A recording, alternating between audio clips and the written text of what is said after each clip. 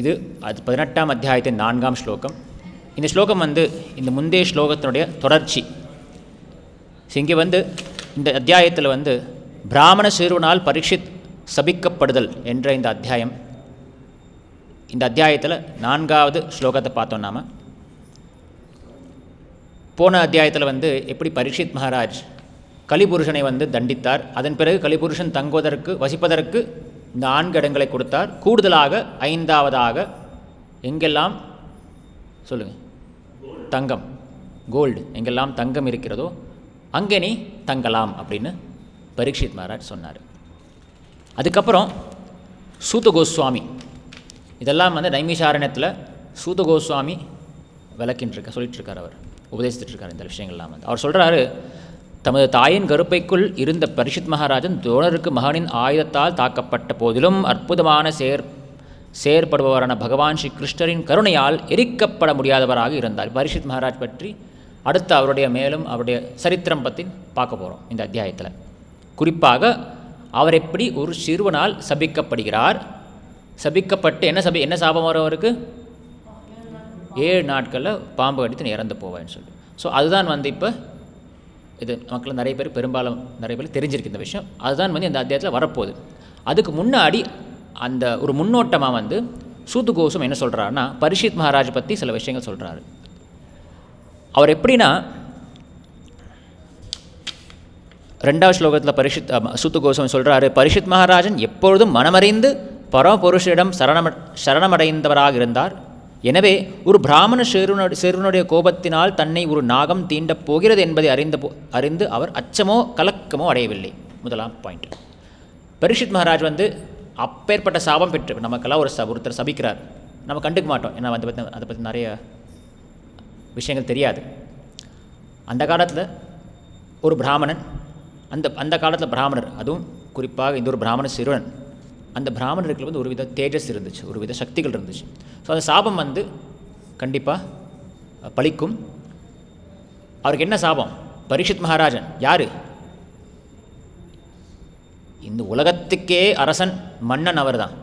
ஹஸ்தினாபுரம் வெறும் டெல்லி மட்டும் கிடையாது. ஹஸ்தினாபுரம் அவர் ஹஸ்தினாபுரத்திலிருந்து இந்த பூலோகத்தை ஆண்டு வந்தார் அவர். அப்பேற்பட்ட அரசன், பேரரசன் பரீட்சித் மகாராஜ். அவருக்கு ஒரு சாபம் வருது, நீ இறந்து போக போகிற. பாருங்கள், அவ்வளவு சொத்துகள், அவ்வளவு பலம் வாய்ந்த, அவ்வளோ சக்தி வாய்ந்த ஒரு அரசன், அவ்வளோ பவர் இருக்கு அவருக்கு. இதெல்லாம் 7 நாளில் என்னை விட்டு போகுது தெரிஞ்ச உடனே எப்படி இருக்கும் நமக்கு? பயம் வரும், கலக்கம் வந்துடும், கலங்கி போயிடுவோம். ஆனால் எந்தவித பயமோ கலக்கமோ பரீட்சித் மகாராஜ் அண்டவே இல்லை. மேலே என்னாச்சு? அவரது சகாக்களை எல்லாம் விட்டு பிரிந்த பின் அரசர் வியாசரிடம், சுகதேவ கோஸ்வாமியிடம் ஒரு சீடராக சரணமடைந்தார். ஸோ அதுக்கப்புறம் என்னாச்சு? பயப்படல அவர். இதெல்லாம் வரும், இது ஒரு முன்னோட்டம், அவ்வளோதான். இந்த முழுமையாக இந்த விவரமாக இந்த சரித்திரம் வரும். முன்னோட்டமாக என்ன ஆகுதுன்னா, அவர் சுகதேவ கோஸ்வாமி கிட்ட சீடராக அவர் சரணாகத்தை ஏற்றுக்கொள்கிறார். யார்? பரீட்சித் மகாராஜ். சரி, இதுதான் போன ஸ்லோகத்தினுடைய ஆன விஷயம். சரி, எதுக்கு அவர் சரணடைந்தார்? இப்போ கேள்வி வரும். என்ன சாபம் அவருக்கு? 7 நாளில் நீங்கள் இறந்து போவீங்கன்னு ஒரு சாபம். அதுக்கப்புறம் சுகதேவ கோஸ்வாமி கிட்ட அவர் சரணடைகிறார். எதற்காக? அது இந்த ஸ்லோகத்தில் சூத கோஸ்வாமி சொல்கிறாரு. ஏனெனில் யாரை பற்றி வேத மந்திரங்கள் பாடுகின்றனவோ, அது என்ன அர்த்தம்னா, உத்தம ஸ்லோக. உத்தம ஸ்லோக என்றால் உத்தமமான ஸ்லோகங்களால் வர்ணிக்கப்படும் பகவான், இறைவன். அவரை உத்தமமான அற்புதமான ஸ்லோகங்களால் வர்ணிக்கப்படுபவர். அந்த உத்தம ஸ்லோகர் அப்பரமபுருஷரின் உன்னதமான கதைகளை கேட்பதில் தங்களது வாழ்வை அர்ப்பணித்து கொண்டவர்கள். அதாவது ஜுஷதாம் தத் கதாமிருதம். கதாமிருதம் என்றால் அமிர்தம் போன்ற பகவானின் வர்ணனைகள், அவருடைய புகழ், அதிலே வாழ்ந்திருக்கும், அதிலே தங்கள் வாழ்க்கையை அர்ப்பணித்து கொண்டவர்கள். அவர்களிடமிருந்து பகவானின் தாமரை பாதங்களை இடையறாது நினைப்பதில் ஈடுபட்டு இருப்பவர்களும் மரண காலத்திலும் மதிமயக்கம் ஏற்படாது. இதனால் தான் பரீட்சித் மகாராஜன் இங்கே சுகதேவ கோஸ்வாமி கிட்ட சரணடைகிறாரு. இப்போ இந்த இடத்துல வந்து சில பிரபுபாதர் வந்து பொருளை கொடுத்துருக்கிறார். அப்போ என்ன சொல்கிறாருன்னா, வாழ்வின் இறுதிக்கட்டத்தில் பகவானின் உன்னத இயற்கையை பற்றி நினைப்பதால் மிக உயர்ந்த பூர்ணத்துவம் அடையப்படுகிறது. இது நான் பார்க்கலாம், அது என்ன அந்த பூர்ணத்துவம் அப்படின்னு சொல்லிட்டு. ஒருத்தர் மரணிக்கும் நேரத்தில் என்ன செய்ய வேண்டும், இதான் இப்போ சர்ச்சை. இதுதான் பேசும் அந்த அந்த ஒரு பேசப்பட வேண்டிய விஷயம் இதுதான். ஏன்னா பரீட்சித் மகாராஜுக்கு இப்போ சாவு நெருங்கிடுச்சு, என்ன செய்யணும்? நமக்கு யாராவது சொன்னீங்க வந்து நமக்கு கண்டிப்பாக நமக்கு அந்த அந்த அந்த பாக்கியம் கிடைக்காது. நமக்கு எப்போ மரணம் வரப்போது நமக்கே தெரியாது. அந்த அந்த அந்த கவலையிலே இருக்க வேண்டியிருக்குது. மரணம் எப்போ வேணால் வரலாம். ஆனால் காலங்காத்தால் கோயிலுக்கு வந்திருக்கிறோம், ஒரு ஞாயிற்றுக்கிழமை, வந்த உடனே மரணம் சாவு ஒரே அபசகுனமாக இருக்குதே, சில பேர் யோசிக்கக்கூடும். ஆனால் அதுதான் நிதர்சனமான உண்மை. சரி, உண்மையை வந்து நாம் ஏற்றுக்கொள்ள வேண்டியிருக்குது. சாவை கண்டு பயப்படவோ அஞ்சவோ அது விலகி போகக்கூடாது. மரணம் வந்து எப்போ வேணால் வரலாம், நம்ம கையில் கிடையவே கிடையாது. இல்லை நான் எனக்கு இன்னும் வயசாகலை, நான் இன்னும் வாலிபனாக தான் இருக்கிறேன், இன்னும் இளைஞனாக இருக்கிறேன், நான் என்ன சாவுக்கு எனக்கு சாவுற வயசாகுது. எத்தனையோ பேர் வந்து இளம் வயசில் இறந்து போகிறாங்க ஏதோ ஒரு காரணத்தினால. பல பிரபலங்கள் நீங்கள் கேள்விப்பட்டிருப்பீங்க. நான் ஊருடைய பிரபலமான ஒரு நடிகர் கொஞ்சம் வருஷத்துக்கு முன்னாடி, அவருக்கு அவ்வளோ வயசெல்லாம் கிடையாது, ஒரு மாரடைப்பில் இறந்து போயிட்டார். அவர் வந்து புகழின் உச்சியில் இருந்தார். அந்த நடிகர் புகழின் உச்சியில் இருந்தவர் என்ன செய்கிறது, நேரம் வந்துருச்சு, அவருடைய நேரம் கூடிச்சு, மரணிக்கும் நேரம் வந்த உடனே, அதாவது மரணம் வந்து நம்ம அழைத்தால், இல்லை எனக்கு இன்னும் கொஞ்சம் செய்ய வேண்டிய கடமைகள் இருக்குது, சாதிக்க வேண்டிய பல விஷயங்கள் சொல்ல முடியாது, போகிறதா போயாகணும். இதுதான் உண்மை. அந்த உண்மையை நாம் ஏற்றுக்கொள்ளணும். ஏற்றுக்கொண்டு இப்போ பரீட்சித் மகாராஜனுக்கு தெரிஞ்சு போச்சு 7 நாளில் எனக்கு மரணம் வரப்போகுது. ஸோ அவர் ப்ரிப்பேர் பண்ணிக்கலாம். என்ன பண்ணார், அந்த அந்த ராஜ்யத்தை திறந்து எல்லாத்தையும் திறந்து அவர் கூட இருந்தவங்க எல்லாம் விட்டுட்டு துறவரம் பூண்டு அவர் வந்து போய் ஒரு ஆச்சாரியிடம் அவர் சரணடைந்தார், சுகதேவ கோஸ்வாமி.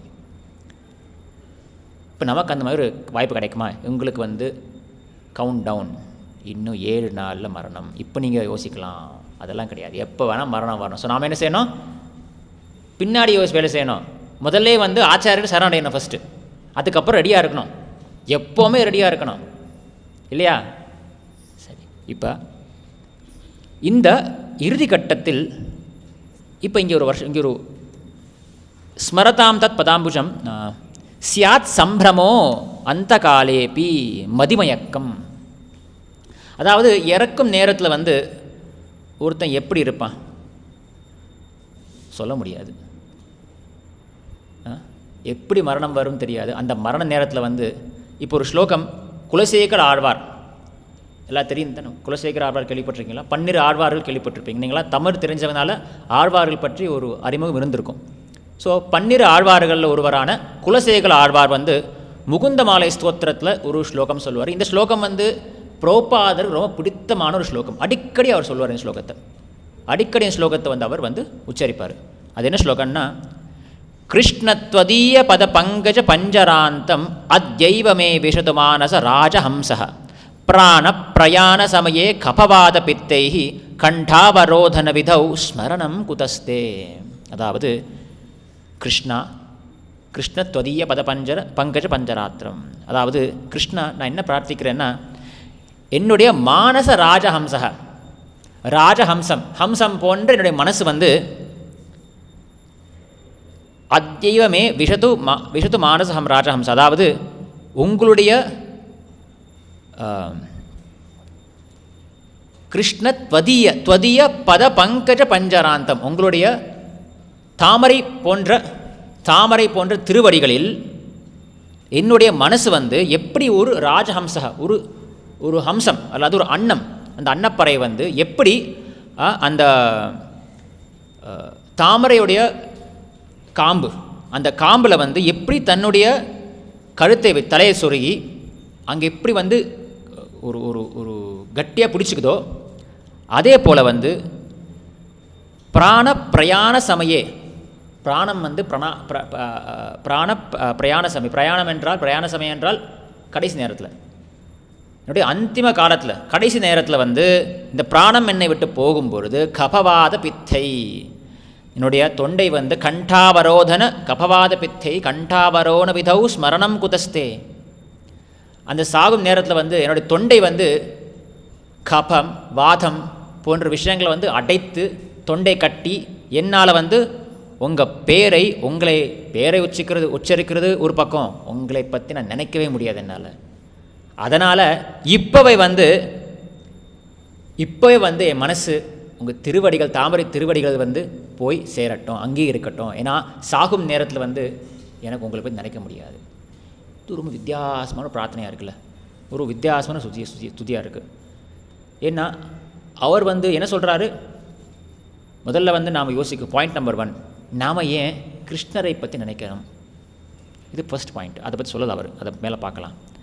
அதுக்கப்புறம் இன்னொரு அவர் ஏன் வந்து தன்னை வந்து ஒரு ஹம்சமாக நினைத்துக் கொள்கிறார், ஏன் வேறு ஏதாவது சொல்லலாமே ஒரு உதாரணம், ஹம்சமாக ஏன் சொல்கிறார், அன்னத்தை பற்றி ஏன் சொல்கிறாரு.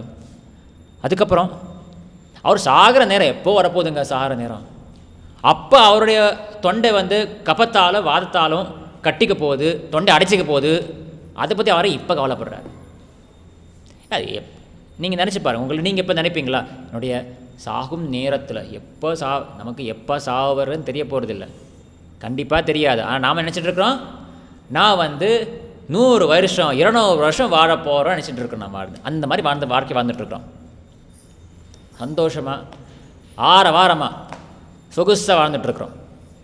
எப்போ வேணால் மரணம் வரலாம், ஆனால் அதை பற்றி கவலையே கிடையாது. ஆனால் இந்த குலசேகர ஆழ்வார் அவரும் ஒரு மன்னன் தான், அவரும் ஒரு நாட்டை ஆளும் மன்னன். பாருங்கள் இந்த மன்னர்கள் அந்த காலத்தில் எப்படிப்பட்டாங்க பாருங்கள். அந்த காலத்தை அந்த ராஜாக்கள் வந்து ரிஷிகளை போல், அதனால தான் ராஜ ரிஷின்னு சொல்கிறாங்க அவங்கள. பரீட்சித் ஒரு ராஜ ரிஷி, குலசேகர ஆழ்வார் ஒரு ராஜ ரிஷி. இப்போ ரிஷியும் கிடையாது ராஜாவும் கிடையாது, 2 பேரும் இல்லை.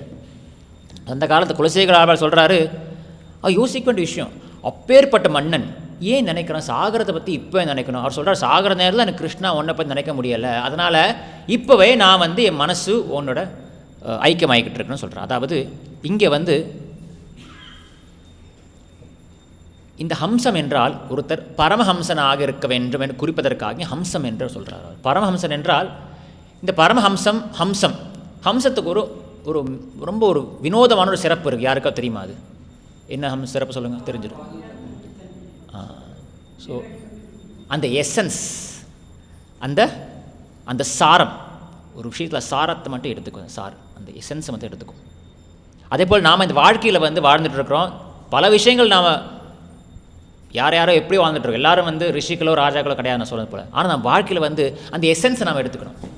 அது என்ன அந்த எசன்ஸ், அது தெரிஞ்சுக்கணும். அது வந்து ஒரு பரமஹம்சா. அப்படிப்பட்ட பரமஹம்சா, அந்த ராஜஹம்சா அல்லது பரமஹம்சாவில் மட்டும்தான் துவதீய பத பங்கஜ பஞ்சராந்தம், அதாவது கிருஷ்ணா உன்னுடைய அந்த பங்கஜ பஞ்சராந்தம் என்றால் அந்த அந்த தாமரையுடைய காம்புகள், தண்டு, அந்த தாமரையுடைய அந்த தண்டு வந்து அந்த தண்டில் வந்து நான் எப்படி ஒரு அன்னத்தால் மட்டும்தான் அது போக முடியும். ஒரு அன்னத்தால் மட்டும்தான் அந்த தாமரை தண்டில் வந்து போய் தன் தலையை சேர்த்து அதில் போய் சேரணும்னு யோசிக்கும்.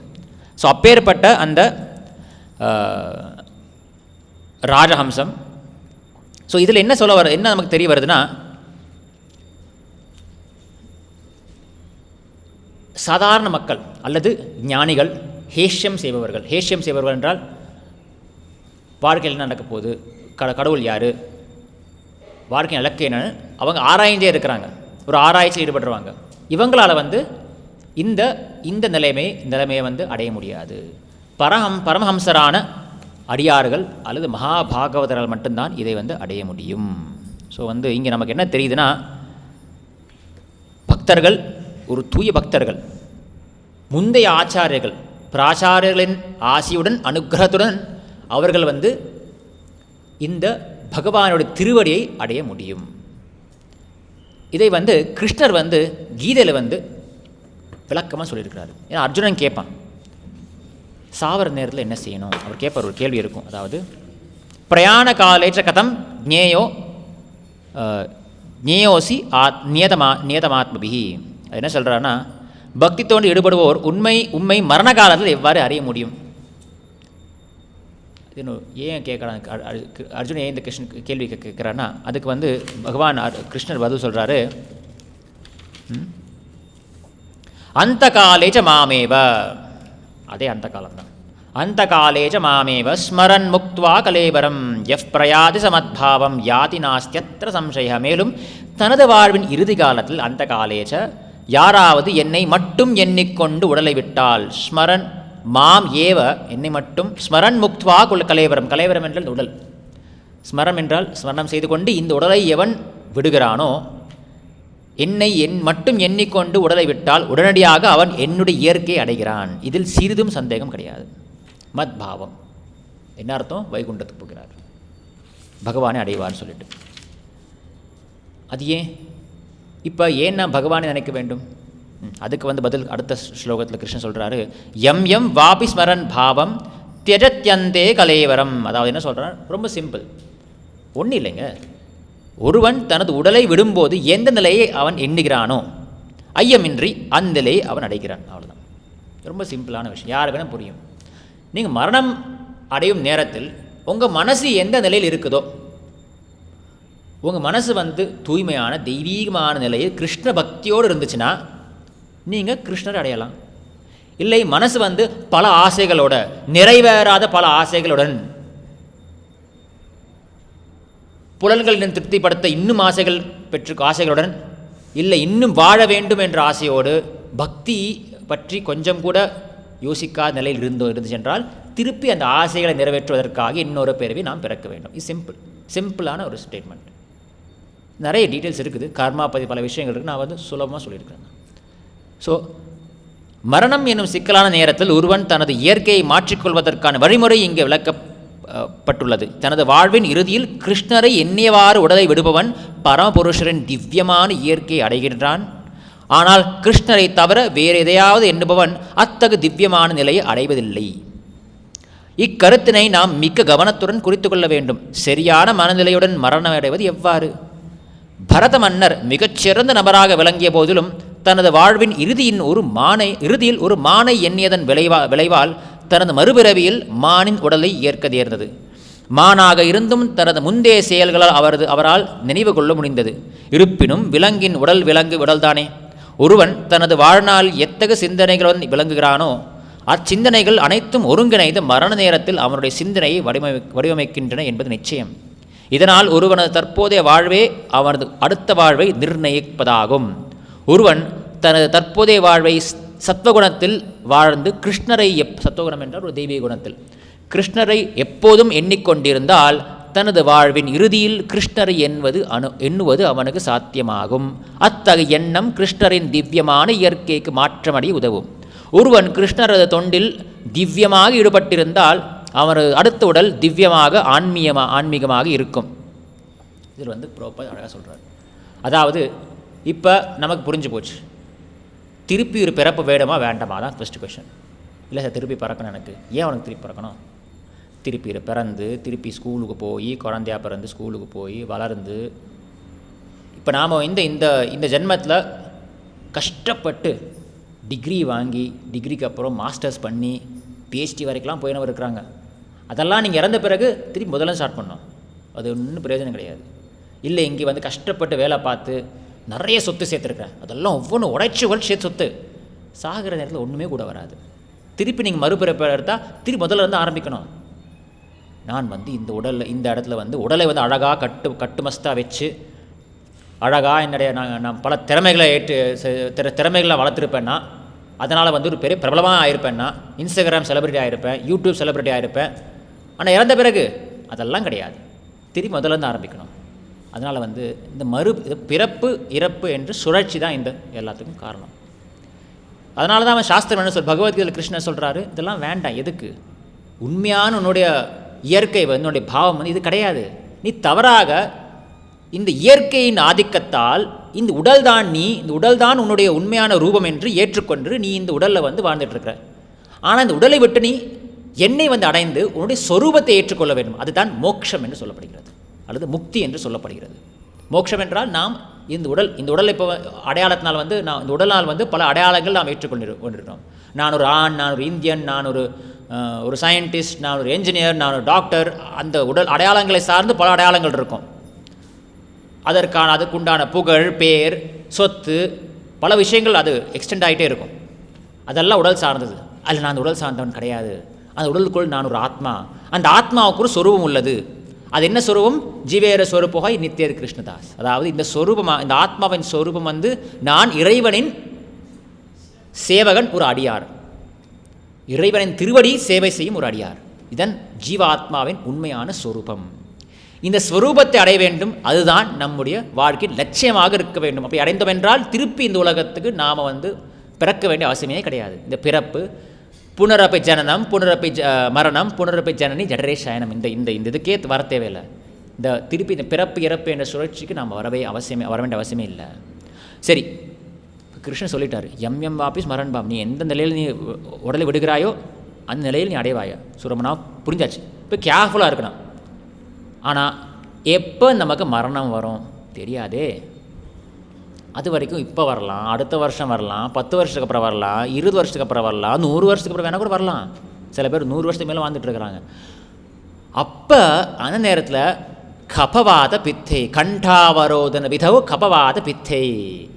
எந்த நிலையில் இருப்போம் தெரியாதே.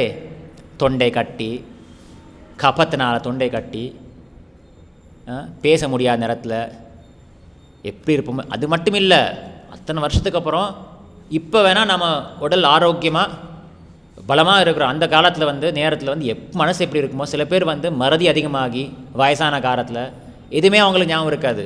என்ன செய்கிறது? அந்த மாதிரி உடல் அந்த மாதிரி பிரச்சனை கொடுக்கும். அந்த நேரத்தில் எப்படி எம் ஆஃபீஸ் மரண் பாவம் செய்வது? எப்படி அந்த காலேஜ் மாமைவை செய்வது? அதனால தான் குலசேகரார் என்ன சொல்கிறாருன்னா, அந்த நேரத்தில் நான் எனக்கு எப்படி இருக்குமோ தெரியல. ஒரு பக்தர் எப்படி நினைப்பார்னா, கடைசி நேரத்தில் எப்படி நான் கிருஷ்ணன் நினைப்பது? பக்தர்களுக்கு இதான் அவர் கவலையே. வெளியில் இருக்கிறவங்களுக்கு பல கவலைகள். எப்படி வாழ்கிறது, எப்படி கடைசி வரைக்கும் நான் நூற்றுக்கணக்கான வருஷம் வாழ்கிறது இல்லைங்களா? ஆனால் பக்தர்களுக்கு ஒரே கவலை, எப்படி இறந்து போகிறது. அது இறந்து போகும் நேரத்தில் எப்படி கிருஷ்ணனை நினைப்பது? அவ்வளோதான். அவன் வாழ்க்கை வந்து இதை நோக்கி தான் பயணிக்கும். அதனால தான் அடுத்த ஸ்லோகத்தில் என்ன சொல்கிறாரு கிருஷ்ணர், தஸ்மாத் சர்வேஷு காலேஷு. அவர் என்ன சொன்னார்? அந்த காலேஜ் மாமேவ. ஆனால் கிருஷ்ணர் என்ன சொல்கிறாரு? நீ கடைசி நேரத்தில் நீ வெயிட் பண்ணால் உனக்கு அந்த ஞாபகம் வருமோ வராதோ. ஒரு நொடி தாங்க மரணம்ங்கிறது. ஒரு நொடி, ஒரு செகண்ட். அந்த நேரத்தில் என்ன நினைக்கிறோம் நம்ம? திடீர்னு கிருஷ்ணான்னு சொல்கிறது பதில் ஐயோன்னு சொல்லுவோம் நம்ம. பல இது வேணால் வரலாம். அதனால் தஸ்மா அந்த ப்ராக்டிஸ் நாம் இப்போவே ஆரம்பிக்கணும். கிருஷ்ணன் சொல்கிறார், தஸ்மா சர்வேஷு காலேஷு. எனவே அர்ஜுனா, என்னை இந்த உருவில் எப்போதும் எண்ணிக்கொண்டு அதே சமயம் உனக்கு விதிக்கப்பட்ட கடமையான போரிடுதலை செய்வாயாக. சிம்பிள். இது ஒரு சிம்பிள் சொல்யூஷன். இப்போ கிருஷ்ணன் வந்து ஒன்றன் பின் ஒன்றாக சிம்பிளான சொல்யூஷன் கொடுத்துட்ருக்காரு. உங்களுக்கு கேள்வி வரதுக்கு முன்னாடி ஒரு ஆன்சர் கொடுத்தாரு. சரி, எப்படி சார் நினைப்பது? நான் கிருஷ்ணனை இப்போ நினைக்கிறது அது எப்படின்னா, இப்போவே நீ வந்து கிருஷ்ண பக்தியில் ஈடுபடு. அது எப்படி? தஸ்மாத் சர்வேஷு காலேஷு மாம் அனுஸ்மர யுத்தச்ச. நீ பகவானை எண்ணிக்கொண்டு அவரை ஞாபகத்தில் வைத்துக்கொண்டு அவரை ஸ்மரணம் செய்து கொண்டு நீ உன்னுடைய கடமைகளை செய். சாஸ்திரம் சொல்லுது, ஒரு பெண் வந்து ஒரு காதலி வந்து தன் காதலை சந்திக்க போகிறான். அந்த காதலை சந்திக்க போகிறது, காதலை கூப்பிட்டுருக்கா, நீ வா 5 மணிக்கு வா இந்த இடத்துக்கு. அப்போ என்ன நினைப்பாவ? யாருக்கும் தெரியாமல் இந்த காதலி வந்து காதலை சந்திக்க போகணும். இந்த விஷயம் நமக்கு எல்லாம் புரியும். நான் நிறைய சினிமா பார்த்துருப்போம் நாம். அப்போ என்ன செய்வா? வந்து கப் சிப் எல்லா வேலையும் வந்து பர்ஃபெக்டாக கச்சிதாக முடிச்சிடுவாள். ஆனால் அந்த வேலைகள் செய்யும்போது என்ன மனசு என்ன நிலையில் இருக்கும்? என் காதலை சந்திக்க போகிறேன். அந்த ஆவல், அந்த ஏக்கம் இருக்கும். அந்த ஏக்கத்தில் வந்து எல்லா வேலையும் டக்குன்னு முடிச்சிடுவா. யாருக்கு சந்தேகம் வராமல் இருக்கிறது. ஏன்னா அதுக்கப்புறம் யார் சந்தேகப்பட்டாங்கன்னா அப்புறம் போட மாட்டாங்க. அதனால் சந்தேகப்படாமல் வகையில் வந்து எல்லா வேலையும் சரியாக முடிச்சுட்டு யாருக்கும் தெரியாமல் டக்குன்னு காதலை பார்த்துருவாங்க. ஆனால் அந்த வேலைகள் செய்யும்பொழுது அவள் மனசு என்ன நிலையில் இருக்கும்? அதே போல் நாம் நம்ம கடமைகள் செய்யும்போது கிருஷ்ணன் நினச்சி செய்யணும். மரணம் ஒரு நாள் மரணம் வரும். அந்த அப்பாயின்மெண்ட் வர நேரம் எப்போ தெரியாது. அதனால் இப்போவே நான் வேலைகள்லாம் வந்து மாமனுஸ்மர யுத்தச்ச மை அர்ப்பித மனோபுத்திர் மாமேவ அசம்சய. அதாவது உன்னுடைய செயல்களை எனக்கு அர்ப்பணித்து, அதான் அந்த அந்த காதலை செய்வது போல் நம்ம செய்யும் செயல்கள்லாம் வந்து எனக்காக என் புலன்கள் இன்பத்துக்காக செய்யக்கூடாது. செய்தால் நம்ம அதில் பந்தப்பட்டோம். நாம் உதாரணத்துக்கு வந்து எனக்கு வந்து ஒரு பெரிய ஒரு கார் வாங்கணும், எனக்கு அந்த கார் தான் வேணும், ஆசைப்படுற மாதிரி ஒரு காராக இருக்கட்டும், பல லௌகீக விஷயங்கள் ஆசைப்பட்டு அது அடையணும்னு சொல்லிட்டு அதுக்காக வேலை செஞ்சோம். எங்கே கிருஷ்ணன் நினைக்கிற சொல்கிறாங்க? கிருஷ்ண பக்திக்கும் அதுக்கு சம்பந்தம் இருக்குதான்னு பார்க்கணும். முதல்ல சம்பந்தம் தேவை இருந்துச்சுன்னா, அது நம்ம வாழ்க்கைக்கு தேவையாக இருந்துச்சுன்னா, கிருஷ்ண பக்திக்கு உகந்ததாக இருந்துச்சுன்னா அந்த விஷயங்கள் நம்ம ஏற்றுக்கொள்ள வேண்டும். அதுதான் சரணாகத்தின் முதலாவது பாயிண்ட். ஆனுகூல்ய சரணாகத்தி வந்து 6 பாயிண்ட்ஸ் இருக்குது. ஆனுகூல்ய சங்கல்பா, பிராதிகூல்ய வர்ஜனம். என்ன அர்த்தம்? கிருஷ்ணருக்கு அனுகூலமான விஷயங்களை நம்ம ஏற்றுக்கொள்ள வேண்டும், அனுகூலம் இல்லாத விஷயங்களை வந்து நிராகரிக்க வேண்டும். சிம்பிள். கிருஷ்ண பக்தி ஏற்றுதா இருக்குதா? ஏற்றுக்கொள்ளலாம். நமக்கு தேவையா? உடல் வந்து இந்த உடல் வந்து உயிரோடு சேர்ந்து இருப்பதற்காக நம்ம சாப்பிடணும். அதுக்கு எவ்வளோ சாப்பிடணும், எவ்வளோ தேவை அந்த அளவுக்கு சம்பாதிக்கணும். அதுக்காக நாம் வந்து லௌகீகத்தில் ஈடுபட வேண்டியிருக்குது. மிச்ச நேரமெல்லாம் வந்து கிருஷ்ண ஸ்மரணத்தில் ஈடுபட வேண்டும். ஏன்னா அந்த காலேஜ மாமைவ நினைக்கணும். சரியா? அதுக்காக வந்து உன்னுடைய செயல்களை எனக்கு அர்ப்பணித்து உன்னுடைய மனதையும் புத்தியும் என்னில் நிலைநிறுத்துவதன் மூலம் நீ என்னை அடைவாக என்பது ஐயமில்லை. அசம்சய கிருஷ்ணரை சொல்லிட்டாரு, டவுட் இல்லை உனக்கு. நிறைய இடத்துல வந்து சொல்லுவார் அசம்சய மாசுச்சக. கிருஷ்ணர் வந்து சொல்லிட்டு, ஏன்னா அர்ஜுனுக்கு ஆரம்பத்தில் ஒரே டவுட்ஸ். ஃபர்ஸ்ட் சாப்டர் முழுக்க கிருஷ்ணன் அர்ஜுனன் டவுட்ஸ் தான், ஒரே சந்தேகம். ஸோ கிருஷ்ணன் சொல்கிறாரு, நீ கவலைப்படாத, ஐயப்படாத, கண்டிப்பாக நீ என்ன வந்து சேரும். அதுக்கு வந்து பாயிண்ட்ஸ் கொடுத்துருக்குற மை அர்ப்பித மனோ புத்திர், மனசு புத்தியெல்லாம் வந்து கிருஷ்ணரை வந்து நாம் அவரிடம் நிலைநிறுத்திருக்க வேண்டும். என்ன அர்த்தம்? காலையில் எந்திரிக்கணும், எந்திரிச்ச உடனே முதல்ல செய்ய வேண்டிய விஷயம் குளிச்சுட்டு மங்களாரத்தி அட்டன் பண்ண முடியும், மங்களாரத்தி அட்டன் பண்ண முடிஞ்சு அட்டன் பண்ணலாம். இல்லை எனக்கு வர முடியலைன்னா வீட்டில் வந்து ஆரத்தி பண்ணிவிட்டு அட்லீஸ்ட் ஆரத்திக்குண்டான அந்த கீர்த்தனைகள் பாடி, ஆரத்தி பண்ண முடியாத நிலைமையில் இருந்தால் கூட கீர்த்தனைகளை பாடி ஹரே கிருஷ்ண மகாமந்திரத்தை நாம் ஜபம் செய்ய ஆரம்பிக்க வேண்டும். அப்படி ஆரம்பித்தா அந்த நாள் வந்து ஒரு டிக் போடணும். சரிப்பா, இந்த நாளை வந்து கிருஷ்ணோட ஆரம்பிச்சினேன் காலையிலேயே. அதுக்கப்புறம் வேலை போக வேண்டி வரும். அதுக்குள்ளே முடிஞ்ச அளவுக்கு 16 மாலைகளோ, முடிஞ்ச அளவுக்கு எத்தனை மாலைகளோ முடிச்சுட்டு வேலைக்கு போய் அந்த வேலைக்குள்ள கடமைகள் செய்யணும்.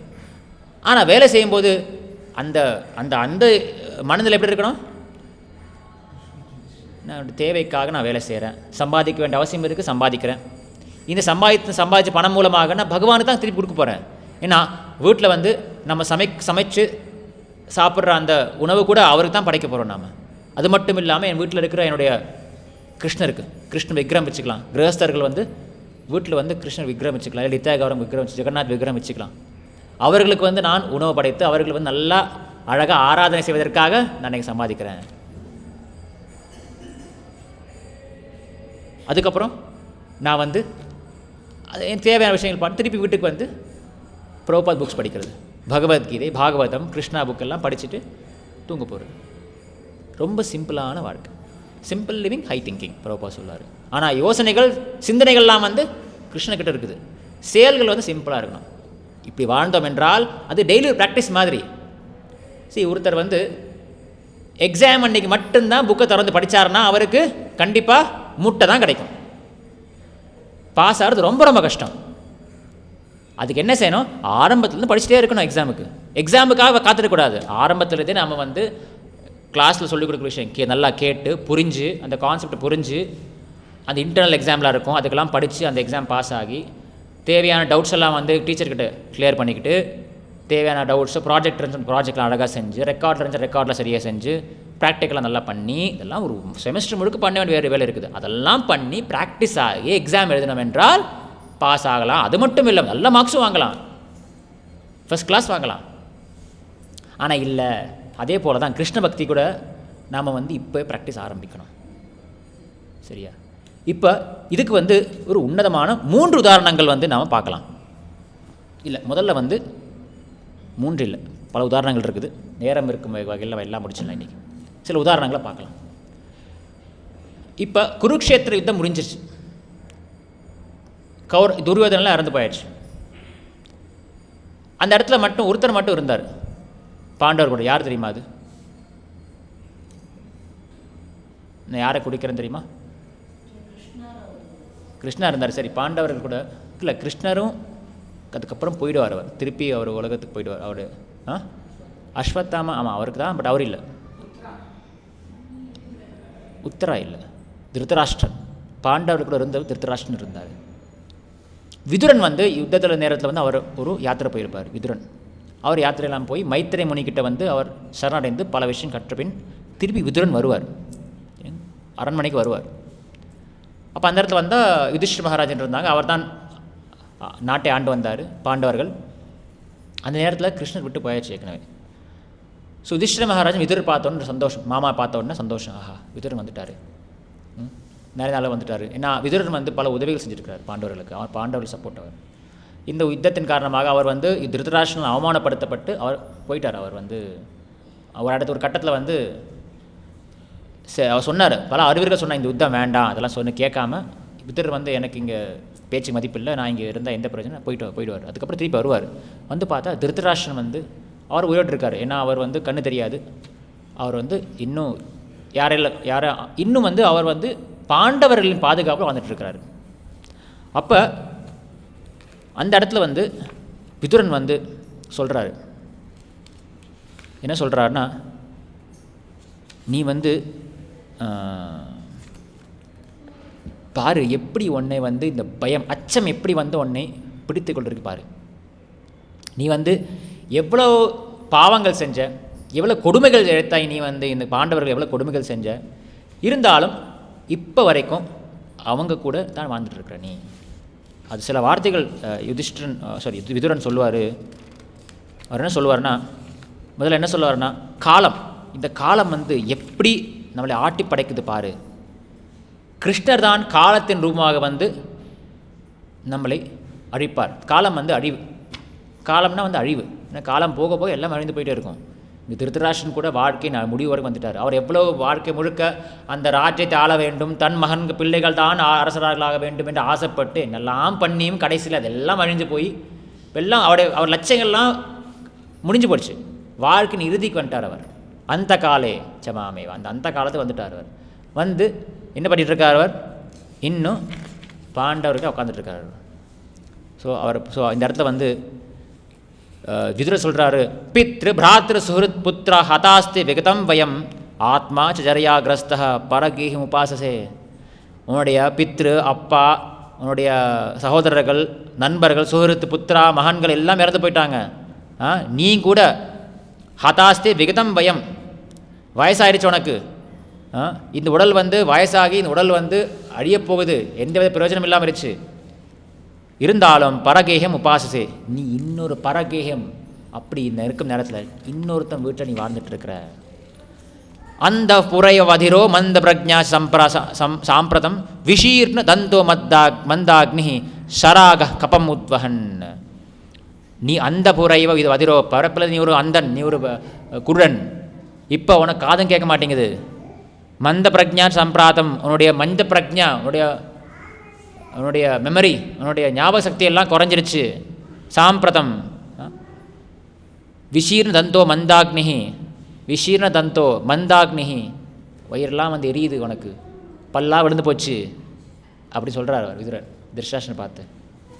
ஆனால் இருந்தாலும் அஹோ மஹியசி ஜந்தோர் ஜீவிதாஷா யதா பவான், இருந்தாலும் நீ ஏதோ வந்து நிறைய வருஷம் வாழ போகிறதோட அந்த ஆவலோடு ஆசையோடு வாழ்ந்துட்டுருக்குற, நீ ஏதோ நீ பல வருஷம் வாழ போகிறது மாதிரி வாழ்ந்துட்டுருக்குற.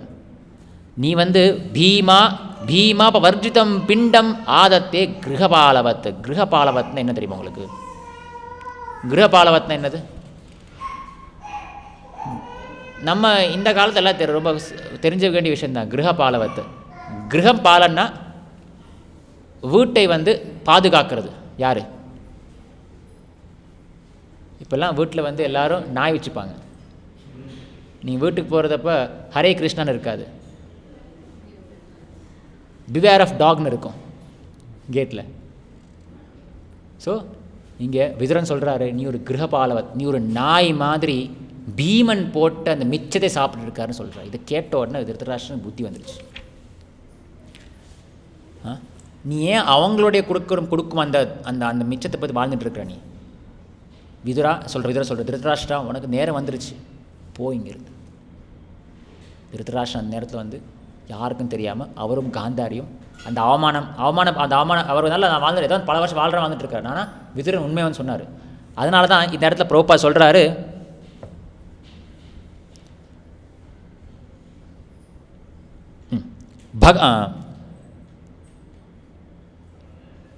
மனக்கற்பனை செய்பவரிடமிருந்து வேத மந்திரங்களை கேட்பதில் லாபமில்லை.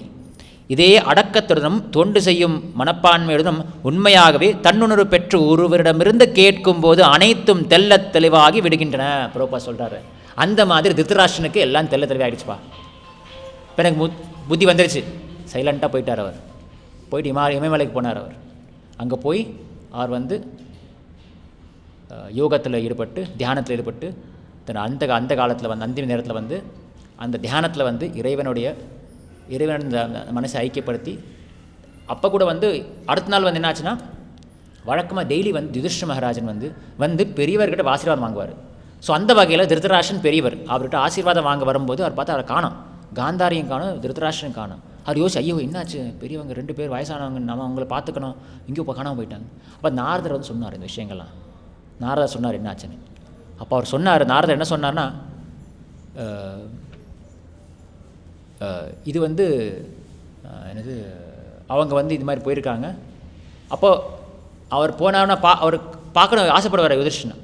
அதுக்கு நாரதர் என்ன சொன்னார்னா, இல்லை அவர் யோகத்தின் நிலையில் அடைஞ்சு அந்த யோகத்தின் மூலமாக, அந்த யோகத்தின் ஏற்படும் தேஜஸின் மூலமாக, அந்த தேஜஸ்லேருந்து வர்ற அந்த தீயின் மூலமாக அவர் உடலை அழிஞ்சிடும்.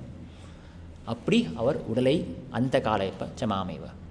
ஆனால் இதில் பாருங்கள், அப்போ நாம் கூட கடைசி நேரத்தில் வயசான அப்புறம் யாரோ எங்களுக்கு சொல்லணும், பல்லா விழுந்து போயிடுச்சு, நீ நியாயமாக வாழணும்னு சொல்லிவிட்டு அதெல்லாம் கேட்டு நாம் காட்டுக்கு போய் இமயமலைக்கு போய் யோகாவில் ஈடுபட்டு தியானத்தில் ஈடுபட்டு அதெல்லாம் செய்ய வேண்டிய அவசியம் இருக்குதா? முதல்ல அதெல்லாம் நம்ம செய்ய முடியாது. கண்டிப்பாக அவசியமே கிடையாது. இந்த இடத்துல இப்போ திருதராஷ்டிரன் திருப்பி வைகுண்டத்துக்கு போனாரா இல்லையா, அது ஒரு கேள்வி. அவர் அந்த யோக நிலையின் மூலமாக பிரம்ம ஜோதியில் வேணால் ஐக்கியமாயிருப்பார், அவருக்கு மோட்சம் கிடச்சிருக்கும். ஆனால் கிருஷ்ணர் கூடவே வாழும், கிருஷ்ணர் கூட இருக்கும் அந்த மோட்சத்தை பெற்றாரா என்பது ஐயம்தான் இங்கே. சரி, மோட்சம் இவ்வளோ கஷ்டப்பட்டு வாங்கணுமா? மோட்சம் அவ்வளோ கஷ்டமா? மோட்சம் வருது பாப்போம், யாராவது சொல்லுங்க. மோட்சம் வாங்குறது கஷ்டமா? இவ்வளோ கஷ்டப்பட்டு பல வருஷம் இருந்து வயசாகி அவ்வளோ அவமானப்பட்டு அப்படியே காட்டுக்கெல்லாம் போய் தியானத்தில் ஈடுபட்டு உட்காந்து எல்லாம் பண்ணி அப்போ தான் அவர் ஒருத்தர் மோட்சம் கிடைக்குமா? என்ன சொல்கிறீங்க? மோட்சம் அவ்வளோ கஷ்டப்பட்டு வாங்கணுமா? கஷ்டம் இல்லை. அப்போ கிருஷ்ண பக்தி வந்த உடனே நமக்கு மோட்சம்ன்ற பாஸ் கொடுப்பாங்களா? ஃபஸ்ட்டு நமக்கு கோயில் வந்த உடனே என்ன கொடுப்பாங்க? ஒரு பிரசாதம் கொடுக்குற மாதிரி இந்த மோட்சம் கொடுப்பாங்களா? ஒரு உதாரணத்தோட பார்க்கலாம். சிசுபாலன் என்ன அவருடைய பின் கதை என்ன, ஃப்ளாஷ்பேக் என்ன? அவர் யார்? அவர் அத்தை மகன். அப்புறம் அது ஓகே, அந்தளவு பின்னு போக சொல்லலை. அந்த ஜென்மத்திலே என்ன அவருடைய ஃப்ளாஷ்பேக் என்னது?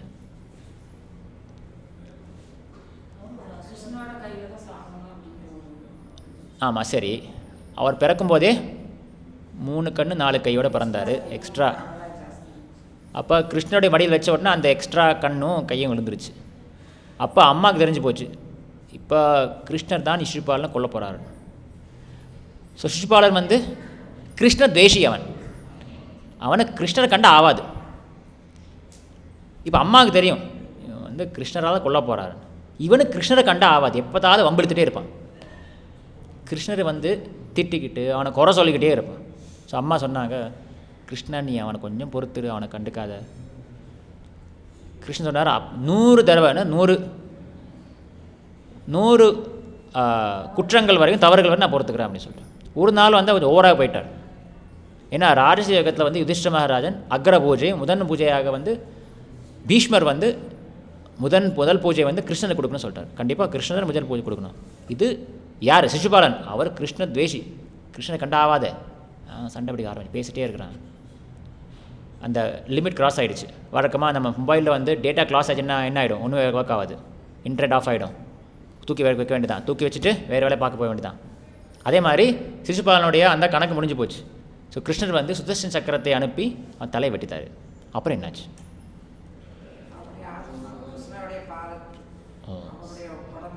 இது என்னப்பா இது? கிருஷ்ணரை திட்டினவங்க, கிருஷ்ணருக்கு எதிராக பேசினருக்கு வந்து கிருஷ்ணருடைய போய் சேர்ந்து கிருஷ்ணர் உடல் ஐக்கியமாக ஒரு சாதாரண விஷயமா? கரெக்ட். பகவானை பார்த்து இறந்து போனாலே போதும். குருக்ஷேத்திர யுத்தத்தில் பிரபா சொல்லியிருக்காரு, அந்த யுத்தத்தில் எந்த பக்கம் இருந்தாங்க, எதிரணி இருந்தாலும் சரி, கௌரவர்கள் இருந்த பக்கத்தில் இருந்தவங்க எல்லாரும் வந்து கிருஷ்ணர் முன்னிலை தான் இறந்து போனாங்க. அவங்களுக்கு மறுபிறவே கிடையாதான். ஸோ மோட்சம் வந்து இப்படியும் கிடைக்கலாம். சிசுபாலனுக்கும் மோட்சம் கிடைச்சிது. அப்போ இது என்ன? அப்போ நமக்கு ஏன் இங்கே வந்து இவ்வளோ கஷ்டப்படணும்? காலங்காலத்து மங்களாத்தில் எழுந்திரிச்சு யாரத்தில் ஏன் பண்ணணும்?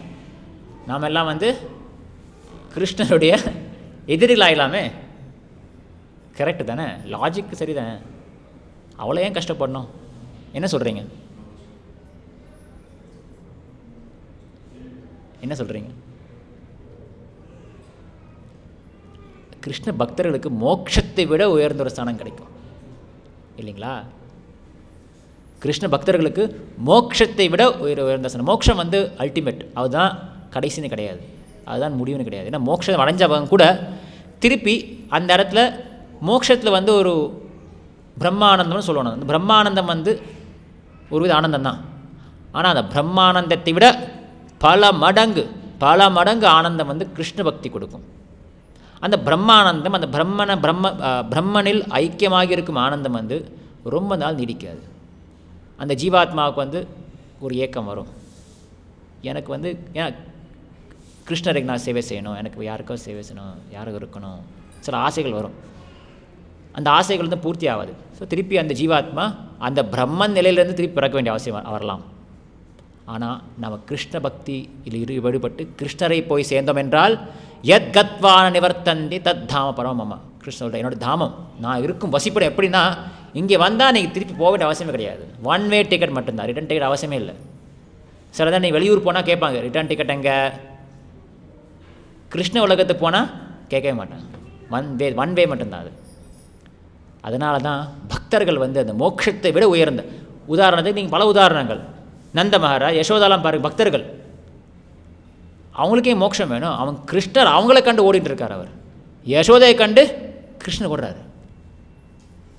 அப்போ அவங்க வந்து பக்தர்கள் வந்து கிருஷ்ணர் சொல்கிறார், அம்பரீஷ் துர்வாச முனி பார்த்து சொல்கிறார், அகம் பக்த பராதீனோ ஹியஸ்வதந்திர இவத் விஜா. எனக்கு அகம் பக்த பராதீனா, பக்தனுக்கு பராதீனமான், பக்தனுக்கு தீனமான், பக்தனுக்கு கீழே இருக்கிறவன்னா. ஹி அஸ்வதந்திர, எனக்கு சுதந்திரம்லாம் கிடையாது, நான் பக்தனின் கட்டுப்பாடு இருப்பவன். சாதுபிர் கிரஸ்தஹிதயோ பக்தேபியோ பக்த ஜனப்பிரியா. இது வந்து பக்தர்கள் கிடைக்கிற நிலைமை. இப்போ அப்பேற்பட்ட பக்தர்கள் வந்து சில நேரம் அந்த காலேஜ மாமேவ ஒரு ஆச்சாரியன், விதுரன் போன்ற ஒரு ஆச்சாரியனிடம் அவர்கள் சரணடைந்து, பிரபா சொல்கிறார், தெல்ல விளைகிறது, இவ்வாறாக அடக்கமுள்ள ஒரு சீடரால் வாழ்வின் இறுதி கட்டம் வரை தெய்வீகமான வாழ்வை மேற்கொள்ள முடியும். வாழ்வின் இறுதி கட்டத்தில் உடலில் உள்ள சவ்வுகள் கட்டுப்படுவதால், ஸோ ஒரு சீடரை மட்டும்தான் வந்து இந்த தெய்வீக இந்த நிலைமை அடைய முடியும். அப்போ பரத மகாராஜன் வந்து அவர் ஒரு அரசன், ராஜரிஷி. நம்ம உதாரணம் பார்த்தார், பிரபா சொல்வார். அவர் வந்து பக்தின் ஆல்மோஸ்ட் உச்சக்கட்டம் வந்தவர், பாவ ஸ்டேஜ் வரைக்கும் வந்தார். அவருக்கு வந்து அப்படியெல்லாம் அந்த உடலில் வந்து சில மாற்றங்கள் வரும், நடுக்கம், ரோமாஞ்சனம் இதெல்லாம் வரும். எதற்கு? பக்தியில் வந்துச்சு அவருக்கு, அப்படியே அந்த பக்தி பாவனையில் வந்துச்சு அவருக்கு. அந்த பாவத்தை அடைந்து விட்டார் பரத மகாராஜ். ஆனால் என்னாச்சு, அவருக்கு வந்து அவர் கண் முன்னால் வந்து ஒரு தாய் மான் வந்து ஒரு குட்டியை வந்து போட்டு இறந்து போகுது. அதே பார்த்தோன்னு அவருக்கு அந்த இறக்கத்தோடு கருணையால் வந்து அந்த மானை வந்து எடுத்து வளர்க்கிறார். தவறொன்றும் கிடையாது, வளர்க்கலாம், தவறா இல்லை. ஒரு கருணையோட ஒரு ஒரு இறக்கத்தோடு பண்ணாத விஷயம். ஆனால் என்ன ஆச்சு, அந்த மானிடம் வந்து அதீத பற்று ஏற்பட்டு, இப்போ பார்த்தாலும் அந்த மான் எங்கே, அந்த மான் எங்கே, மான் சாப்பிடுச்சா, மான் இதாச்சா வச்சுட்டு இருப்பார். ஒரு நாள் மானும் காணாமல் போயிடுச்சு. அந்த விரகத்தில் அந்த இயக்கத்தில் வந்து பரத மகாராஜன் இறந்து போகிறார். என்ன ஆச்சு? இறந்து போன பிறகு திரும்பி அந்த காலேஜ மாமேவ ஸ்மரன் முக்த்வா கலேவரம் எம் வாபி ஸ்மரன் பாவம் தெருத்தந்தே கலேவரம். அவர் திருப்பி ஒரு மானாக பிறக்க நேரிடுச்சு. ஆனால் அவர் பக்தியில் அவ்வளவு முன்னேறி இருந்தார் போன ஜென்மத்தில். அதனால் அவருக்கு ஸ்மரஜாதி, அவருக்கு போன ஜென்மத்தினுடைய ஞாபக சக்தி ஞாபகம் இருந்துச்சு அவருக்கு. அதனால் அவர் தெரிஞ்சு நான் பெரிய தவறு செஞ்சுட்டேன். நான் எதை நோக்கி நான் போயிட்டு இருந்தேன்னா, என்னுடைய வாழ்க்கையின் லட்சியம் கிருஷ்ணர் பகவான் திருவடிகளாக இருந்து நான் ஏதோ ஒரு வழி தவறி இப்போ நான் ஒரு மானாக பிறந்துட்டேன். அவர் மான் கூடவே சேரல. அவர் இந்த மான் பக்கம் இந்த சகவாசம் வேணாம் சொல்லிட்டு அங்கேருந்து போயிட்டார். மான் பக்கம் கூடவே இருக்காமல் ஒரு ஆசிரமத்தில் போய் ரிஷிகளோடு சேர்ந்து அந்த தொடர்போடு இருந்தார். அவங்களோட சங்கத்தில் இருந்தார். அவர் இருந்து அந்த மான் இறந்து போன பிறகு இப்பொழுது அவருக்கு செகண்ட் சான்ஸ், அடுத்த சான்ஸ் கிடச்சிது. அவர் ஜடபரதனாக பிறந்தார். இப்போ என்னாச்சு? ஒரு ஜடம் என்ன அர்த்தம்? ஒன்றுமே தெரியாத மாதிரி, எனக்கு சம்மந்தம் எனக்கு ஒன்றும் தெரியாத மாதிரி பாட்டுக்கு இருந்தார் அவர். ஏன்? நான் ஏதோ பேச போய் நமக்கு ஏதோ பேச்சு தொடர்பு அதனால் திருப்பி ஒரு பற்று ஏற்பட்டு, எதுக்கு வேண்டாம் வம்பு எனக்கு வேண்டாம். முழுக்க அவர் கிருஷ்ணனுடைய சிந்தனையில் கிருஷ்ணனுடைய மனதை ஐக்கியப்படுத்தி இருந்தார். சரி, இப்போ இது ஒரு உதாரணம். இப்போ அஜாமிலர் என்ன செஞ்சார்? அவர் ஆரம்பத்தில் நல்ல பிராமணாக இருந்து அப்புறம் என்னாச்சு? ஒரு கட்டத்தில் ஒரு கெட்ட சகவாசத்தினால், ஒரு விலைமாதுவின் சகவாசத்தினால் அவர் சில பல பாவங்கள் செஞ்சார். பல பிள்ளைகள் பெற்று அவர் இறந்து போனார். ஆனால் அவர் திருப்பி இறந்து போனப்போ என்னாச்சு? விஷ்ணு தூதர்கள் வந்தாங்க. அது மாதிரி ஏன் பரத மகாராஜுக்கு வரல? ஏன் பரத மகாராஜ் அவ்வளோ முன்னேறி இருந்தார், பக்தியில் முன்னேறி இருந்தார்ல. இருக்கட்டும், அஜாமிலன் யாரை நினச்சார்? கிருஷ்ணர் நினச்சார். அஜாமிலன் அது ஒரு இன்னும் யோசிக்க வேண்டிய விஷயம். பார்த்தீங்களா, பரத மகாராஜன் திருப்பி பிறந்தார். அவர் திருப்பி பிறப்பு திருப்பி மானா பிறந்து அந்த அந்த மானா பிறந்த உடனே ஒரு அற்புதம் வாழ்க்கை கிடையாது, ஜென்மம் கிடையாது. அதில் இருக்க கஷ்டங்களை அனுபவிச்சுட்டு ஜடபரதனாக பிறப்பே ஒரு கஷ்டந்தாங்க, பிறக்கிறதே ஒரு கஷ்டம்தான். அதெல்லாம் அனுபவிக்க நேரிட்டுச்சு. அஜாமிலன் பார்த்தா பல பாவங்கள் செஞ்சுருக்கிறார். நான் கண் கூட தெரியுது. பரத மகாராஜன் அந்த மான் மேலே அவருக்கு அட்டாச்மெண்ட் இருந்துச்சு, பற்று இருந்துச்சு. அஜாமிலன் பல பாவங்கள் செஞ்சுருக்கிறார். அவர் அந்த விலை மாதம் சகவாசத்தில் பல பாவங்கள் செஞ்சுருந்தார். ஆனால் அது மட்டும் இல்லாமல் அவர் குழந்தைகள் பெற்று அந்த குழந்தைகளுக்கு நாராயண அந்த கடைசி குழந்தை நாராயண பேர் வச்சுட்டார். அவ்வளோதான். அவர் கடைசியில் அந்த யம தூதர்கள் பார்த்த அந்த பயத்தில் கிருஷ்ணன் நினைக்கல, நாராயணன் நினைச்சார். அவர் தன் மகனை நினைச்சார்.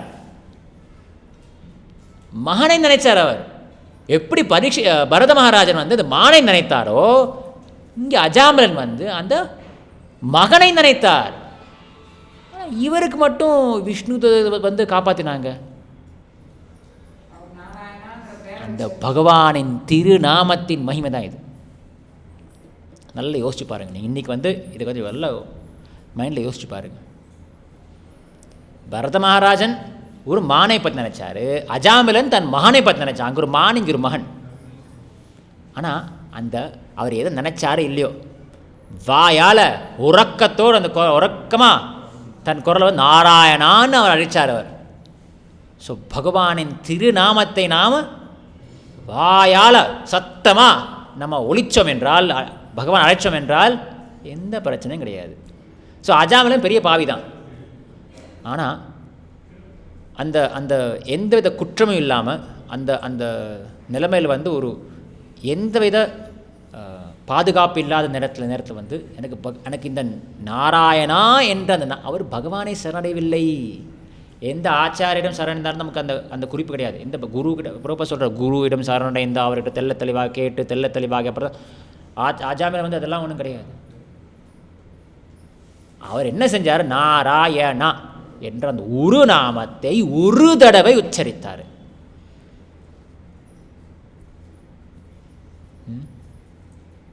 பாரு என்னாச்சு, மரணத்திலேருந்து அவர் தப்பிச்சிட்டார். இது என்ன தெரியுது? எவ்வளோ பாவம் செஞ்சாலும் நாராயணன் சொன்னால் கழிஞ்சிருமா? அதானே தெரியுது. கரெக்டு தானே? பாவங்கள் செஞ்சாலும் நாராயணன் சொன்ன, ஒரு பாவம் செஞ்சுட்டு நாராயணன் சொல்லு, இன்னொரு பாவம் செஞ்சுட்டு நாராயணன் சொல்லு, எல்லாம் சரியாயிடும், கணக்கு சரியாயிடும். கரெக்டு தானே? அப்படி தானே சொல்லுது கதை சரித்திரம்? இல்லை, அது கிடையாது. அது வந்து ஒரு குத்தம், நாமத்துக்கு எதிரான ஒரு குற்றம். அது 7வது குற்றம். 10 குற்றங்கள் இருக்குது நாமத்தை, பகவான் நாம ஜபத்துக்கு எதிராக 10 குற்றங்கள். 7வது குற்றம் வந்து நாம ஜபத்தின் பேரில், நாம ஜபத்தின் இருக்கும் அந்த சக்தியில் வந்து நான் வந்து நாம ஜபத்தின் பலத்தால் நான் வந்து பாவம் செய்கிறது தான் ஒரு குற்றம். அது செய்யக்கூடாது. நாம் என்ன செய்யணும்? எந்த வித கவலையும் இல்லாமல், யாரும் கதின்னு ஏற்றுக்கொள்ளாமல், பகவான் தான் ஒரே கதின்னு அந்த நீங்கள் பகவானே கதின்னு நினைக்காமல் இருந்தாலும் அந்த நாமமே, கிருஷ்ண நாமம் தான் நமக்கு கதின்னு நினச்சி நாம் சரணடைய வேண்டும். ஈவன் நீங்கள் வந்து கோயிலுக்கு வர முடியல, கிருஷ்ண பக்தி ஈடுபட முடியல, எந்த நிலைமையில் இருந்தாலும் சரி, கிருஷ்ண நாமத்தை நாம் விடக்கூடாது. அதான் இந்த அந்த அந்த அந்த மகத்துவத்தான் இந்த இந்த லீலைக்கு சொல்லி காட்டுது. பாருங்கள், அஜாமிலன் வந்து ஒன்றுமே செய்யலை, பாவங்கள் செஞ்சுட்டு படுத்துட்ருக்குறான். நாராயணான்னு தன் மகனை பார்த்து சொன்னதுக்கு வந்து விஷ்ணு தூதர்கள் வந்தாங்க. இப்போ இதெல்லாம் யோசிக்கலாம். அப்போ அஜாமிலன் பரதனுடைய சிறந்தவரா? அதெல்லாம் தெரியாது. இதெல்லாம் கிருஷ்ணருடைய லீலைகள். அவர் லீலை நடத்தி காட்டுற எதற்காக? நாம் இந்த மாதிரி பேசி டிஸ்கஸ் பண்ணி தெரிஞ்சுக்கிறதுக்காக. பகவான் நாமத்தின் மகிமை இது. நாம் வந்து எதை விடுறோமோ இல்லையோ, இப்படி வேணால் இருக்கட்டும், நீங்கள் இதெல்லாம் கேட்டீங்க, இப்போ இதெல்லாம் கேட்டாச்சு, இத்தனை விஷயங்கள் கேட்டோம், போட்டு தரல, பரவாயில்ல, மறந்துடுங்க, பரவாயில்லை. ஆனால் ஹரே கிருஷ்ண கிருஷ்ண கிருஷ்ண ஹரே ஹரே, ஹரே ராம் ராம ராம ஹரே ஹரே என்ற பகவான் நாமங்களை இடைவிடாது உச்சரிச்சுட்டே இருக்கணும். அப்போ என்ன ஆகுதோ, பாவங்கள் செய்கிறோமோ இல்லையோ, நம்ம கையில் ஒன்றுமே கிடையாது. பரத மகாராஜனுக்கே அந்த நிலைமைனா நாமெல்லாம் சொல்லவே தேவையில்லை. அவருக்கு மான்னு ஒரு அட்டாச்மெண்ட்டு, நமக்கு எத்தனையோ அட்டாச்மெண்ட்டு தான் வாழ்க்கையில் இருக்குது. எத்தனையோ பற்றுகள், எத்தனையோ ஆசைகள். இதெல்லாம் எங்கே தீர்ந்து கடிஞ்சு மரணம் வரும் வேலையில் வந்து இந்த ஆசைகள்லாம் முடிஞ்சு தீர்ந்து திருப்தியாகி எப்போ நாம் பகவான்கிட்ட போகிறது? அதனால் எது எப்படியோ அதெல்லாம் கவலை இல்லை. காலையில் எழுந்திரிச்சு 16 மாலைகள், குறைஞ்சது 16 மாலைகள் நான் ஜபத்தை விடவே கூடாது, நாம ஜபத்தை விடவே கூடாது. முடிஞ்சால் இன்க்ரீஸ் பண்ணலாம், ஜாஸ்தி பண்ணுங்கள். ஏகாதசி அன்னைக்கெலாம் நிறைய பண்ணலாம். நேரம் கிடச்சா ஏகாதசி வாங்க, நம்ம கோயிலில் வந்து சோல்ஃபுல் ஜப்பால் இருக்குது, ஈடுபடுங்க. நாமத்தில் எப்போவுமே ஈடுபட்டுருக்கணும். ஃப்ரீ டைம் கிடைக்குதா? டிவி பார்க்காதீங்க, ஃபோன் பார்க்காதீங்க, பேப்பர் பார்க்காதீங்க, எடுங்க அந்த பீட்ஸு. ஹரே கிருஷ்ண கிருஷ்ண கிருஷ்ண ஹரே ஹரே, ஹரே ராம் ராம் ராம் ஹரே ஹரே. இதெல்லாம் விட்டாச்சு, பரவாயில்ல, நீங்கள் எல்லாத்தையும் விட்டுட்டீங்க. இப்போ நீ சொன்னதெல்லாம் செய்ய முடியலையோ, பரத மகாராஜ் சொல்லியாச்சு, அஜாமிலன் பற்றி கேட்டாச்சு, துருதராஷ்டிரன் விதுரன்லாம் கேட்டாச்சு. நம்மலாம் அந்த அளவு கிடையாது, எல்லாம் வேண்டாம். பகவான் நாமம் ஒன்று இருந்தாலே போதும். இதுக்கு இன்னொரு உதாரணம் இருக்குது. பிரபுபாது காலத்தில் வந்து ஒரு பிரபுபாதுக்கு சிஷ்யர் ஒருத்தர் இருந்தார். அவர் பேர் புத்திமந்த தாஸ். நீங்கள் கேள்விப்பட்டிருப்பேன்னு தெரியுது. புத்திமந்த தாஸ் பிரபுபாதர் ரொம்ப பிரியமான ஒரு சீடர். அவர் வந்து புக் டிஸ்ட்ரிபியூஷன், பிரபுபாதர் உடைய புத்தகங்களை விநியோகம் செய்வதில் வந்து வல்லுநர். அவர் பெரிய எக்ஸ்பர்ட். பிரபுபாதர் அவ்வளோ பிரியம். ஏன்னா எப்போவுமே டாப் புக் டிஸ்ட்ரிபியூஷனில் புத்திமந்த தாஸ் தான் இருப்பார், அது பிரபு தான் இருப்பார். அவர் வந்து இதை 70களில் சொல்கிறது. நான் 70களில் நான் இன்னும் 2 பிரபுபாத் பாஸ்ட் டைம் இருக்குது சொல்லிட்டேன்னா, கொஞ்சம் எக்ஸ்டெண்டா பரவாயில்லை உங்களுக்கு நேரம். இன்னும் 2-3 பாஸ்ட் டைம் இருக்குது. பிரபுபாதுடைய கதைகள் இருக்குது, சரித்திரம்னு சொல்கிறாங்க. ஸோ புத்திமந்த தாஸ் ஒன்று. அவர் வந்து நல்ல புக் டிஸ்ட்ரிபியூட் பண்ணி சான் ஃப்ரான்சிஸ்கோ ஏரியாவில் வந்து அவர் தான் டாப்பில் இருந்தார். அதுக்கப்புறம் ஆஸ்திரேலியா அனுப்புகிறாங்க அவரை.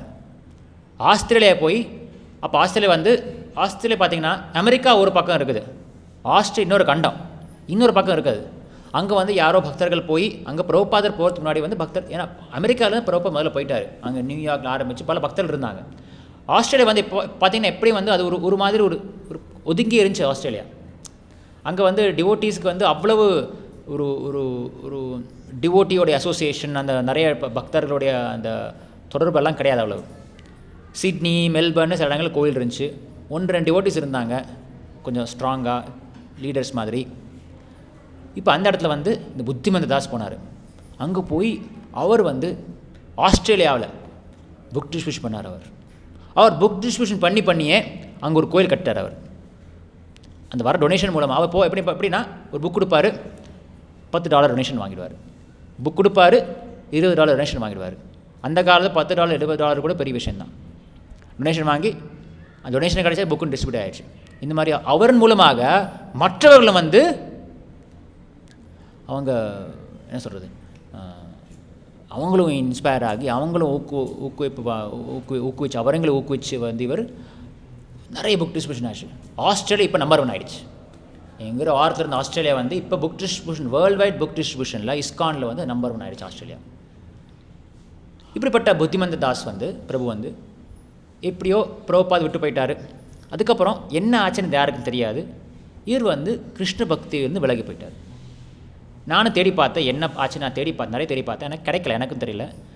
ஆனால் இவர் இஸ்கானில் இல்லை.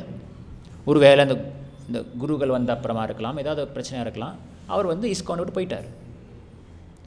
நான் அவரை பற்றி நிறைய தேடி பார்த்தேன். எனக்கு இந்த ஒரு இப்படி ஒரு டிவோட்டி இருக்கிறாரு, பல சாதனைகள் பண்ணியிருக்காரு. நான் நிறைய தேடி பார்த்தேன், இன்டர்நெட் தேடி பார்த்தேன், பழைய மேகசினில் தேடி பார்த்தேன், பழைய பேக் டு பேக் மேகசின் தேடி பார்த்தேன். அதை பற்றி குறிப்பு இருக்குதானு கிடைக்கல. ஆனால் ஒரு குறிப்பு இருந்துச்சு. 1989 அதாவது 1991 மேகசினில் வந்து என்ன போட்டிருக்குன்னா, 89 90 வந்து திரு புத்திமந்த பிரபு அவர்கள் விருந்தாவனத்தில் அவர் உயிர் நீத்தார் அப்படின்னு. என்ன ஆச்சுன்னு தெரியாது. இந்த பிரபு வந்து இஸ்கான் விட்டு போயிட்டார். ஆனால் அவர் உயிர் விடும்போது திருப்பி விருந்தாவனத்துக்கு எப்படி வந்திருக்கிறாரு, அதுதான் இது ஒரு மர்மம் தான். தேடி பார்த்து சொல்லுங்கள், எப்படி வந்தார், யார் கூட்டின்னு வந்தான்னு தெரியல எனக்கு. அது மேகசினில் அந்த ஒரு ஆர்டிக்கல் பார்த்தேன் நான். ஸோ அதில் பார்த்தேன் புத்திமந்த தாஸ் அப்படின்னு சொல்லி பல விஷயங்கள் இருந்துச்சு. அப்போ அந்த ஆர்டிக்கலுக்கு அடுத்த ஆர்டிக்கல் மேகசினில் வந்து சில பேர் கடிதம் எழுதியிருப்பாங்க. அந்த காலத்தை இப்போல்லாம் வந்து போஸ்ட் போட்டு கமெண்ட் வரும். அந்த காலத்து கமெண்ட்லாம் கிடையாது. மேகசின் போட்டப்போ அதுக்கு அடுத்த மேகசினில் வந்து அந்த லெட்டர்ஸ் அனுப்புவாங்க. அந்த லெட்டர்ஸ் வந்து அடுத்த மேகசினில் போடுவாங்க. அதில் பல பேர் வந்து புத்திமந்த தாஸ் அப்படிப்பட்டவர் இப்படிப்பட்டவர், அவர் பல சாதனை பண்ணியிருக்காங்கன்னா அவரை பற்றி பல பேர் எழுதியிருக்கிறாங்க. அவருக்கு வந்து ஏதோ ஒரு காரணத்தால் வந்து பிரெயின் டியூமர் வந்திருக்குது. பல சாதனை புரிஞ்சிருக்கிறார். பிரபுபாத் ரொம்ப பிரியமானவர் இந்த புத்திமந்த பிரபு. ஏதோ ஒரு காரணத்தால் விட்டு போய் பிரெயின் டியூமரில் வந்து அவருக்கு உயிர் போக வேண்டிய நிலைமை வந்தப்போ பாருங்கள், அவர் வந்து பிரபுபாதருக்கு செய்த கைங்கரியம் சேவை வந்து அவர் மறந்துருக்கலாமோ என்னவோ தெரியாது.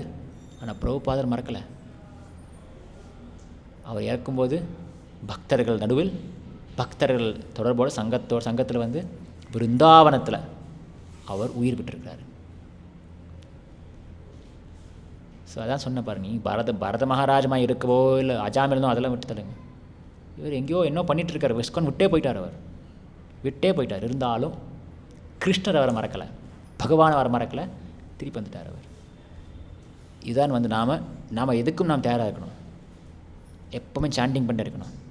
இன்னொரு இடத்துல ஹைதராபாத்தில் வந்து இது மகாம்ச சுவாமின்னு ஒருத்தர் இன்னும் இருக்கார்.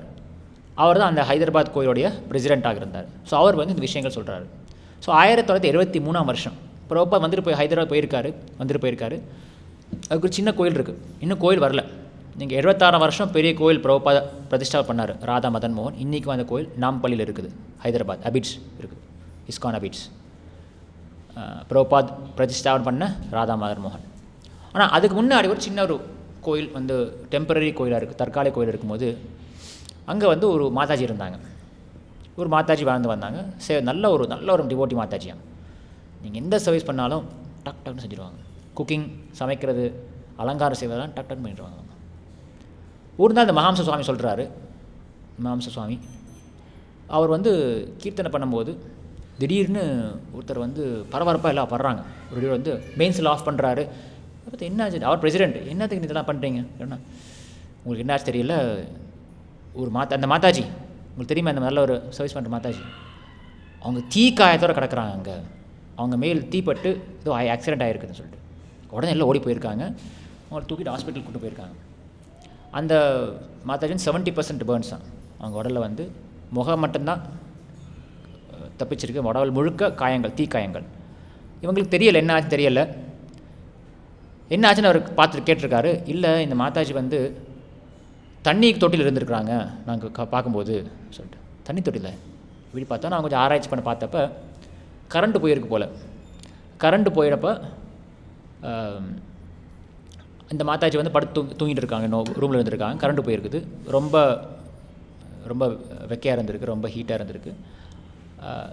அவங்க வந்து ஏதோ காரணத்துக்காக ஒரு வந்து சரி பக்கத்தில் வந்து வெளிச்சத்துக்காக ஒரு இது வச்சுருக்குறாங்க, என்னது மெழுகுவர்த்தி வச்சுருக்குறாங்க. இவங்க தூங்கியிருக்கிறாங்க. தூங்கிட்டாங்களோ இல்லை தூங்கி விழுந்துட்டாங்களோ தெரில, அவங்களா வேணும்னு தூங்கினாங்களோ தெரில. தூங்கி ஏதோ உருண்டு போய் அவங்க மேலே அந்த மெழுகுவர்த்தி விழுந்துருச்சு. அந்த புடவை வந்து சீக்கிரம் தீப்பிடிக்கிற மாதிரி ஒரு புடவை சீக்கிரம் தீப்பிடிச்சிருச்சு. இவங்க தூங்கிட்டு இருக்கிறாங்க, புடவை தீப்பிடிச்சிருச்சு. எந்திரிச்ச உடனே உடம்பெல்லாம் ஒரே தீ.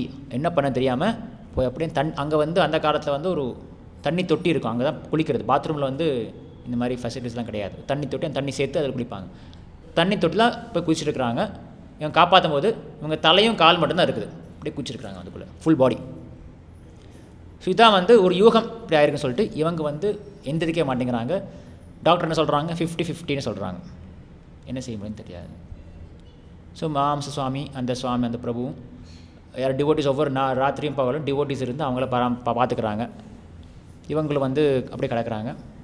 ஒரு நாள் இந்த மகாம்ச சுவாமி வந்து இருக்கும்போது இந்த மாதாஜி திடீர்னு எந்திரிச்சிட்டாங்களாம். எந்திரிச்சிட்டு அவங்க சொல்கிறாங்க, ப்ரோ அந்த ராஜ்போக் பிளேட் ரெடி பண்ணோம், கொடுங்க ராஜ்போக் பிளேட் ரெடி பண்ணோம் சொல்கிறேன். இல்லைம்மா நீ கவலைப்படாதா, ரெடி ஆகிடுச்சு, நீ கவலைப்படான்னு சொல்லிட்டாங்க. அப்புறம் இன்னொரு தடவை இவங்க வந்து கீர்த்தனை பண்ணிட்டு இருக்கிறாங்க. திடீர்னு எந்திரிச்சு எனக்கு மாயப்பூர் போனோம் பாருங்கள். அந்த மாதாஜி சுயநனவே இழந்த நேரத்தில் கூட அவங்க யோசனை எங்கே இருக்கு பாருங்கள். மாயப்பூர் போனோம். இல்லை இப்போ போக முடியாது, இப்போ போக முடியும், இல்லை மாயப்பூர் போனோம். அந்த பிரபு சொன்னார், சரி நீ கவலைப்பட, நாங்கள் ஏற்பாடு பண்ணுறோம், நீ கவலைப்படா சொல்லிட்டு நீ வந்து ஹரே கிருஷ்ண மந்திரம் சொல்லு. அவங்களும் ஹரே கிருஷ்ண மந்திரம் சொல்ல ஆரம்பிச்சிட்டாங்க. ஹரே கிருஷ்ண மந்திரம் சொல்ல இவங்களும் சொல்கிறாங்க, அவரும் சொல்கிறாங்க. சொல்ல அந்த மாதாஜி உயிர் விட்டாங்க. இப்போ உடனே அவருக்கு ஒரு ஷாக் ஆச்சு. இது வந்து இஸ்கானுடைய ஆரம்ப காலத்தில் 73ஆம் வருஷம். இன்னும் ஹைதராபாத் ஒரு சின்ன கோயில், பிருந்தாவன் கோயில் வரல, மும்பை கோயில் வரல, இந்தியாவில் எந்த பெரிய கோயிலும் வரல. இப்போ வந்து அவர் பொண்ணு தலைகால சின்ன பொண்ணு, இது சின்ன ஒரு ரொம்ப ஒரு சின்ன ஒரு பொண்ணு. உடனே அவர் வந்து ட்ரெயினை பிடிச்சி அங்கே ஹைதராபாத்தில் மும்பை போயிட்டார். அங்கே பிரபுபாத் இருந்திருக்காரு.